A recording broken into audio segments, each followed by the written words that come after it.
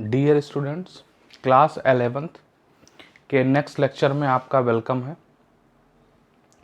आप लोगों ने पिछले टर्म पर डायमेंशन की एप्लीकेशन सीखी है और आपको फर्स्ट एप्लीकेशन पता की गई थी कि हम जो है कैसे किसी भी अगर कोई हमको इक्वेशन दी गई है तो हम ये पता कर सकते हैं कि वो गिवन इक्वेशन डायमेंशनली करेक्ट है या नहीं। ध्यान दीजिएगा, वो इक्वेशन डायमेंशनली करेक्ट है या नहीं, इस बात को हम लोगों ने देखा था। हम यहाँ पर ये नहीं बता रहे हैं कि वो इक्वेशन करेक्ट है, डायमेंशनली करेक्ट है। अब नेक्स्ट टॉपिक हम लोग जो देखने जा रहे हैं कि हम लोग किसी भी इक्वेशन में अगर कोई इक्वेशन हमको दी गई है तो हम उसमें कांस्टेंट टर्म की डायमेंशन निकालते हैं। तो सेकंड एप्लीकेशन यहां पर ध्यान से देखिएगा, to find the dimension of constant term. To find the dimension of constant term. तो यहां पर जो हम यूज करेंगे कॉन्सेप्ट, जो हमारा कॉन्सेप्ट रहेगा वो हमारा वही प्रिंसिपल ऑफ होमोजेनिटी ही रहेगा। प्रिंसिपल ऑफ होमोजेनिटी आपको बताया था, क्या था कि अगर ये equation a is equal to b plus c है, लेकिन ध्यान दीजिएगा ये जो इक्वेशन दी गई है ये इक्वेशन हमको करेक्ट होनी चाहिए। ये इक्वेशन करेक्ट होनी चाहिए तभी हम ये अप्लाई कर सकते हैं। तो dimension of a is equal to dimension of b is equal to dimension of c। तो ये एप्लीकेशन हम यहां पर ये कर सकते हैं। अब हमको ये दी गई है, ध्यान से देखिएगा, फर्स्ट टॉपिक इस पर फर्स्ट क्वेश्चन पर आते हैं। क्वेश्चन नंबर 1 पर और दिया है x is equal to a plus b t square और यहां पर a और b कांस्टेंट है। a एंड b क्या है? कांस्टेंट है, जिनकी आपको डायमेंशन क्या करनी है, पता करनी है। x यहां पर लेंथ को रिप्रेजेंट कर रहा है, जो डिस्टेंस है x एक्सिस में, और t किसको रिप्रेजेंट कर रहा है? टाइम। तो आपसे पूछ रहा है, पूछ रहा है कि a और b की डायमेंशन बताइए। लेकिन ध्यान दीजिएगा, इसके साथ आपको एक इंपॉर्टेंट चीज और बताएगा। आपसे कहेगा कि बता ये जो इक्वेशन दी गई है, ये जो इक्वेशन दी गई है ये इक्वेशन क्या है? करेक्ट है। पहले से आपको पता रहेगा ये इक्वेशन करेक्ट है। तो हम देखो इसी कॉन्सेप्ट को यूज करते हैं। देखिए a is equal to b plus c. तो यहां से देखिए हम क्या करेंगे, क्या लिखेंगे? Dimension of x is equal to dimension of a t. क्योंकि इक्वेशन जब करेक्ट है तो हम ये लिख सकते हैं। अब यहां से देखिए हम इसको क्या लिख सकते हैं, देखिए इसको लिख सकते हैं dimension of x upon dimension of यहां से ये देखिए a और t का मल्टीप्लाई है ना, तो इस t को नीचे ले आइए। Dimension of t is equal to dimension of a। इसको स्प्लिट कर सकते हो, dimension of a into dimension of t, तो ये नीचे आ गया। अब ये देखो a के x क्या है? लेंथ है, तो इसकी डायमेंशन l हो जाएगी, और t क्या है? इसकी डायमेंशन t हो जाएगी। तो ये हो जाएगा डायमेंशन ऑफ a। तो यहां से डायमेंशन ऑफ a क्या आ जाएगा? lt minus 1। ये आ जाएगा डायमेंशन ऑफ a। तो आपको आई होप ये समझ में आया होगा। प्रिंसिपल ऑफ होमोजेनिटी यहाँ यूज करके ये क्वेश्चन सॉल्व कर लिया गया है। ठीक, नेक्स्ट क्वेश्चन पर हम आते हैं। देखिए नेक्स्ट क्वेश्चन है, आप इसको देखिए,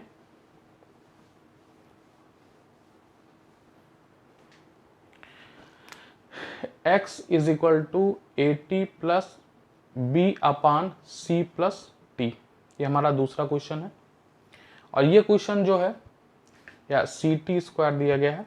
तो ये क्वेश्चन आपको जो दिया गया है, ये भी दिया गया है कि हमारा क्वेश्चन या जो हमारा फार्मूला है, ये जो लिखा गया है ये क्या है? ये हमारा फार्मूला जो है ये करेक्ट है मान लीजिए। तो आपसे कह रहा है कि x वही, x यहाँ पर क्या है? लेंथ है, a क्या है? कांस्टेंट है, b क्या है? कांस्टेंट है, c क्या है? कांस्टेंट है, और t टाइम है। तो आपसे कह रहा है कि बताइए कि a, b और c की डायमेंशन बताइए। तो यहां पर आपको क्या करना है, कि वीडियो को थोड़ा सा रोकिए, पॉज करिए और रोकने के बाद अपने मन से लगाइए क्वेश्चन को, और उसके बाद जो आपने पहले सीखा है उसके बाद चेक करिए। तो हम इसको सॉल्व करने जा रहे हैं, फिर आप सॉल्यूशन देखिएगा। तो वीडियो रोकिए, अब सॉल्व करिए। तो देखिए इसका हम सॉल्यूशन देखते हैं। तो यहाँ से तो आपको ये आ गया होगा यहाँ पर आ गया dimension of x is equal to dimension of 80। तो यहाँ से हम डायमेंशन ऑफ a क्या निकाल लेंगे, जैसे पिछला क्वेश्चन किया था, dimension of x upon dimension of t। तो यहाँ से हम इसको सॉल्व कर लेंगे LT माइनस 1। क्लियर। अब देखिए, अब आपको समस्या आएगी b की डायमेंशन कैसे निकालें और c की डायमेंशन कैसे निकालें। तो बहुत आसान है। यहाँ पर देखिए, हमने आपसे कहा था कि जो प्रिंसिपल ऑफ होमोजेनिटी में यहाँ पर देखिए, अगर b और c आपस में ऐड हो रहे हैं, तो अगर इक्वेशन करेक्ट है तो b और c तभी ऐड होंगे जब इनकी डायमेंशन क्या हो, इक्वल हो। देखो डायमेंशन ऑफ b और डायमेंशन ऑफ c क्या होंगे, आपस में इक्वल होंगी। अब ये एडिशन चाहे वो ये क्या है डिनोमिनेटर में हो चाहे न्यूमरेटर में हो। तो यहाँ देखिए c के साथ t स्क्वायर ऐड है और आपसे कहा भी जा रहा है कि इक्वेशन क्या है, करेक्ट है। तो इसका मतलब क्या हो जाएगा, dimension of c is equal to dimension of t square. Clear. तो यहां तो आपको आ गया कि डायमेंशन ऑफ सी क्या हो गया, टी टाइम इसकी डायमेंशन क्या हो जाएगी, टी स्क्वायर। क्लियर। अब बची बी की डायमेंशन। तो देखिए इस पूरे की डायमेंशन के इक्वल होगी कि नहीं। तीसरा हम b की डायमेंशन निकालने जा रहे हैं। तो dimension of x is equal to dimension of b upon c plus t square. अब देखिए डायमेंशन ऑफ x किसके इक्वल होगा, डायमेंशन ऑफ b, और c की डायमेंशन कितनी है, टी स्क्वायर, और t की डायमेंशन भी कितनी होगी, टी स्क्वायर। तो दोनों को ऐड करेंगे तो क्या आ जाएगा, 2t स्क्वायर। तो 2 कांस्टेंट टर्म है, तो यहां से इसकी डायमेंशन कितनी हो जाएगी पूरे की, टी स्क्वायर। ध्यान दीजिएगा c की डायमेंशन आप निकाल चुके हैं, टी स्क्वायर, और ये तो टाइम है तो T square plus t square, आप इसको कह सकते हैं 2t स्क्वायर। 2 की डायमेंशन होती नहीं है, मतलब इस पूरे की डायमेंशन कितनी आ गई, टी स्क्वायर। इसको क्रॉस मल्टीप्लाई करिए इधर, तो डायमेंशन ऑफ x कितना हो जाएगा, यल, और इसको इधर भेजेंगे तो कितना हो जाएगा, टी स्क्वायर। तो क्या हो जाएगा, डायमेंशन ऑफ b, तो यहां से हो जाएगा LT स्क्वायर, हो जाएगा डायमेंशन ऑफ b। तो ये देखिए एक क्वेश्चन आपने और सॉल्व कर लिया। आई होप कि आपको समझ में आया होगा, आपने इसकी प्रैक्टिस की होगी। क्लियर। ये 2 क्वेश्चन आपको और दिए गए हैं, ध्यान से देखिएगा। p is equal to a minus t square numerator में है अपान bx, ये दिया गया है, जहां p प्रेशर है, t टाइम है, ठीक है, और x क्या है, लेंथ है। तो आपसे कह रहा है find the dimension of a by b। और एक दूसरा क्वेश्चन है, ये काफ़ी इंपॉर्टेंट क्वेश्चन है, आप लोग के यहाँ हाफ ईयरली में भी आता है, टेस्ट में भी आता है। p plus a upon v square एक ब्रैकेट में है, और v minus v b is equal to RT। इसको वॉन्डर वॉल गैस इक्वेशन भी कहते हैं, लेकिन यहाँ पर आपको इससे मतलब नहीं है। आपसे कह रहा है, देखिए दोनों केस में इक्वेशन करेक्ट है, ध्यान दीजिएगा इस बात को। कह रहा है कि जहाँ p प्रेशर है, v वॉल्यूम है, r गैस कांस्टेंट है, तो find the dimension of a and b, t temperature है।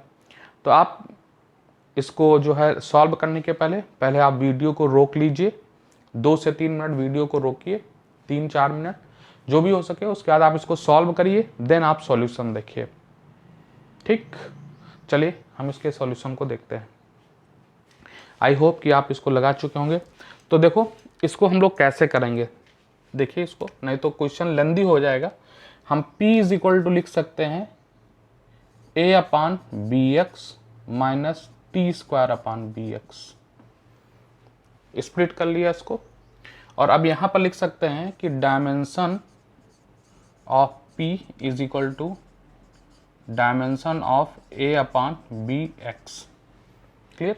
इस x को आप इधर भेजिए क्योंकि ये dimension of A upon B into dimension of 1/x हो जाएगा, तो इसको इधर भेजिए। तो dimension of P into dimension of x is equal to dimension of A। Clear हो रहा है? तो आपको आई होप कि आपको प्रेशर की डायमेंशन याद हो गई होगी। प्रेशर की डायमेंशन आप लिख रहे होंगे। क्लियर है? प्रेशर की डायमेंशन m याद है? देखिए pressure is equal to force upon area, force mL/T-2 याद आया, एरिया L², तो क्या हो जाएगा mL-1T-2। क्लियर है? ये फोर्स की MA/L/T-2 L²। तो ये आपको याद करना है, ध्यान दीजिएगा, क्योंकि अगर आपको अगर डायमेंशन जैसे याद करना है, कुछ तो फोर्स तक तो आपको याद करना है, तभी तो आप आगे निकाल पाओगे।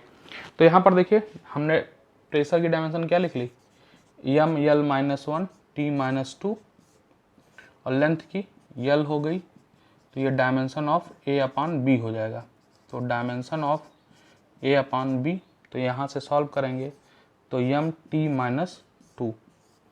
देखिए आपकी बुक में ये एग्जाम्पल है, रिफ्रेशर में भी है, लेकिन यहाँ P को हो सकता है कुछ और भी मानते हो, तो उसके अनुसार आपको उसकी डायमेंशन लिखनी पड़ेगी, तभी आप इसकी डायमेंशन ऑफ निकाल सकते हैं। तो ये एक आसान मेथड है, इस मेथड का आप यूज करके dimension of A upon B निकाल सकते हैं।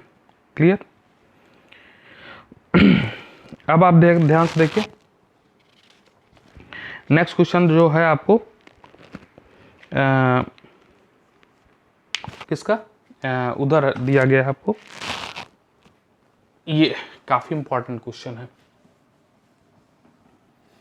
ये वाला। क्या करना है कि आपको A और B की डायमेंशन निकालनी है। तो यहाँ पर जो P प्रेशर है, V वॉल्यूम है, बहुत आसान है, क्वेश्चन देखने में टफ लग रहा है, आपको इसको मल्टीप्लाई नहीं करना है इधर उधर, ठीक है। अगर ये दो टर्म आपस में ऐड किए गए हैं, फिर से हमारा फार्मूला कि अगर ये दोनों टर्म हमारे ऐड किए गए हैं तो 100% इनकी डायमेंशन इक्वल होगी।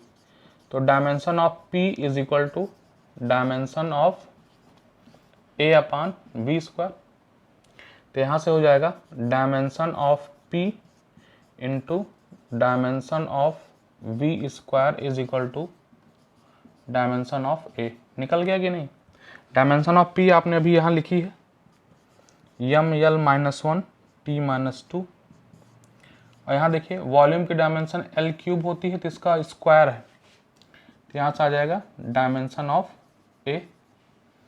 तो यहाँ से आ जाएगा mL-1, ये L की पावर 6 हो जाएगा, और -1 जब उसमें ऐड होगा तो ये क्या हो जाएगा 5, और T-2 ये हो जाएगा डायमेंशन ऑफ A। और यहाँ पर देखिए आज कोई भी इक्वेशन चाहे प्लस कर रहे हो चाहे माइनस कर रहे हो, इनकी डायमेंशन सेम होती है, तो ये तो बहुत आसानी से ये वाला टर्म आ जाएगा। तो हमारा डायमेंशन ऑफ B आ जाएगा डायमेंशन ऑफ V के इक्वल। डायमेंशन ऑफ V कितना हो जाएगा L³। तो डायमेंशन ऑफ B ये हमारे आंसर आ गए। तो यहाँ पर देखिए हमने कुछ क्वेश्चन सॉल्व किए जिनकी हम डायमेंशन निकाले हैं, और इन डायमेंशन से काफ़ी कुछ हम लोगों ने निकालने का भी प्रयास किया है। देखिए एक इक्वेशन हम आपको और जल्दी से सॉल्व कराते हैं। इसमें यहाँ पर थोड़ा सा अलग हटके है ये क्वेश्चन। आपको दिया गया है y is equal to a sine ax plus bt plus c। तो अगर ये इक्वेशन डायमेंशनली करेक्ट है तो आपसे कह रहा है a, b और c की डायमेंशन बताइए। तो देखिए हमने पहले के वीडियोस में बताया है कि जो साइन टर्म होता है ये ट्रिग्नोमेट्रिक टर्म, कोई भी ट्रिग्नोमेट्रिक टर्म होगा वो डायमेंशन लेस होता है। तो हमारा साइन भी डायमेंशन लेस होगा, मतलब इसके अंदर कुछ भी होगा, इसके अंदर कुछ भी होगा तो वो डायमेंशन लेस होगा। तो ये बताइए, ध्यान से समझिएगा इस बात को, अगर ए एक्स को डायमेंशन लेस बनाना है तो हमको क्या करना पड़ेगा? तो यहाँ देखिए ए एक्स हमारी क्या है? लेंथ, और टी क्या है? टाइम। अब इस यक्स, ध्यान से देखिए, ये जो टर्म है a x plus b t plus c, ये खुद सोचना है आपको। अगर यक्स की डायमेंशन यल है तो अगर इस टर्म को पूरे को डायमेंशन लेस बनाना है तो ए की डायमेंशन 100% यल -1 होगी, तभी तो ये आपस में क्या हो जाएगा? l⁻0 और ये डायमेंशन लेस बन जाएगा। क्लियर? तो यहाँ पर a की डायमेंशन 100% यल -1 आएगी। इस टर्म को देखिए, यहाँ t की डायमेंशन अगर कैपिटल T है तो आप खुद बताइए b की डायमेंशन क्या होनी चाहिए कि ये पूरा bt टर्म डायमेंशन लेस हो जाए? तो 100% b की डायमेंशन क्या होगी? t-1। थोड़ा सा सोचना है यहाँ पर। और c तो यहाँ अकेले है तो c खुद ही डायमेंशन लेस होगा, m⁻0, l⁻0 और t⁻0। तो एक बहुत अच्छा क्वेश्चन ये था आपके पास, आप इसको सॉल्व करिएगा। हम लोगों ने सेकंड एप्लीकेशन आज यहाँ पर समाप्त की है। आई होप कि आपको ये समझ में आया होगा। क्वेश्चंस हम लोगों ने देखे, आप इसकी प्रैक्टिस करिए, अपने दोस्तों को भी भेजिए, लोगों से कहिए, दोस्तों से कहिए कि इस चैनल को सब्सक्राइब करें। आप देखेंगे तो आपको ये समझ में भी आएगा। ठीक, आज के लिए ही इतना ही।